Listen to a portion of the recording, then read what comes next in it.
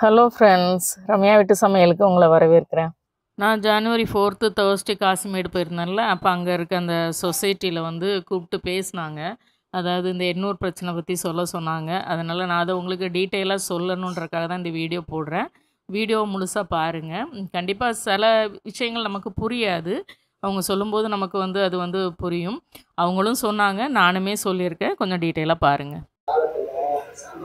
வடசென்னை மீனவர் கிராமங்கள் ஐக்கிய பஞ்சாயத்து சபையின் பொருளாளர்.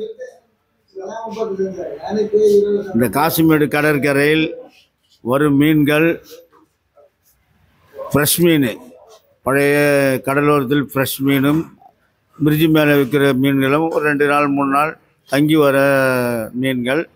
அதனால் இந்த ஆயில் சம்மந்தப்பட்டது மீன்கள் ஆயிலுக்கும் மின்னூர் இந்த ஆயில் கழிவுக்கும் இந்த மீன்களுக்கும் எந்தவித சம்பந்தமும் கிடையாது. இதெல்லாம் வந்து ஆழ்கடல் மீன்.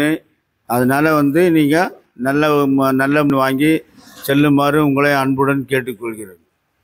நான் இப்போ காசிமேட்டு மீனவர் சங்கம் வடசென்னை மீனவர் கிராமங்கள் ஐக்கிய சபை அப்படின்னு இருக்குது.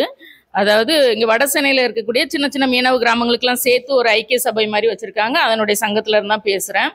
அந்த எண்ணூர் கடலில் கரையில் கலந்த அந்த எண்ணெய் வந்து இந்த மாதிரி ஆழ்கடலை போய் மீன் பிடிச்சிட்டு வர மீனையோ அல்லது ஒரு குறிப்பிட்ட கிலோமீட்டர் உள்ளே போய் வந்து ஃபைபர் போட்டில் பிடிச்சிட்டு வர மீனையோ பாதிச்சுதா அப்படின்னு கேட்டால் கண்டிப்பாக கிடையாது.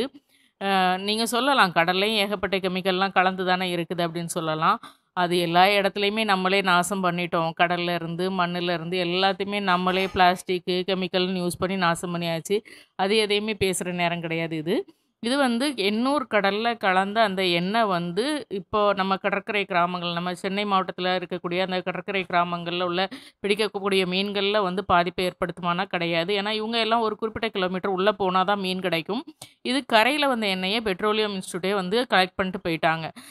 3ஆம் தேதி கூட பேப்பரில் போட்டிருந்து 1 லட்சம் லிட்டர் எண்ணெய் வந்து அந்த தண்ணியோடு சேர்த்து கலெக்ட் பண்ணி எடுத்துட்டாங்க அப்படின்னு இது வரைக்கும் எடுத்துருக்குறாங்க அப்படின்னு போட்டிருக்கு.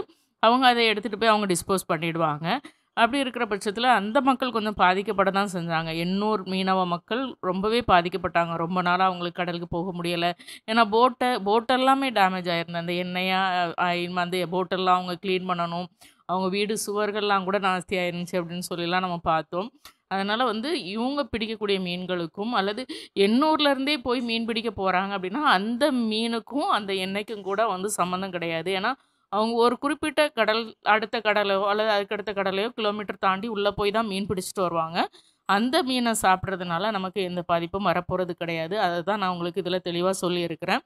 நான் அங்கே போய் தான் மீன் வாங்கிட்டு வந்தேன். என்னென்ன மீன்கள்லாம் வாங்கிட்டு வந்தேன் அப்படின்றத இதுக்கு முந்தின வீடியோவில் நான் காமிச்சிருக்கிறேன். பார்க்காதவங்க நான் லிங்க் கொடுக்குறேன், அதையும் பார்த்துக்கோங்க.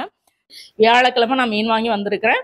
போட்டுகள் நிறையவே போயிருக்குது. அதனால தைரியமாக நீங்கள் மீன் வாங்கி சாப்பிடுங்க, சரியா? யாருமே சங்கடப்படாதீங்க. நானும் என்னென்ன மீன்லாம் வாங்கியிருக்கேன் அப்படின்றத வீட்டில் போய் காமிக்கிறேன். பிடிச்சிருந்தா லைக் பண்ணுங்கள், ஷேர் பண்ணுங்கள், சப்ஸ்கிரைப் பண்ணுங்கள். பாய்.